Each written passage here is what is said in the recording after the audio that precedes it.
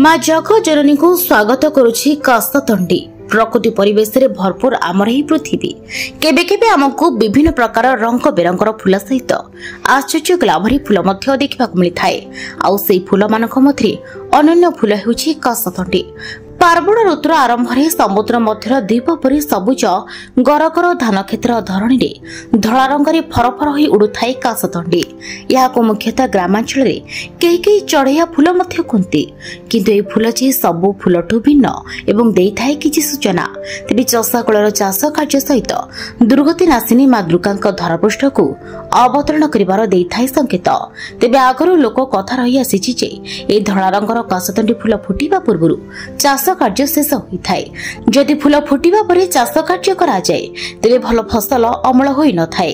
जेबे शरत ऋतुर आगमन हुए सेतेबेले देखा दिए कासतंडी फूल। এই ফুলର ଧଳା ରଙ୍ଗ ରୂପକ ଚାଦରରେ ପୃଥିବୀକୁ ଢାଙ୍କି ଦେଇ କରିଥାଏ ପୁଲକିତ। ବିଭିନ୍ନ ନଈ ପୋଥା ବିଲହିଡ ଏବଂ ବାଲି ଅଞ୍ଚଳରେ ସାଧାରଣତଃ ଫୁଟିଥାଏ।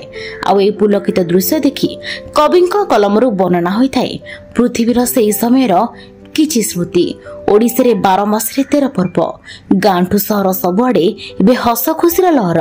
तेबे पार्वण ऋतु आरंभ होइथिबा बेले आउ किछि दिन परे आसुछंती माँ दुर्गा। जगन्नाथ प्रसाद रु राजेश आलटिया रिपोर्ट विकसित भारत न्यूज।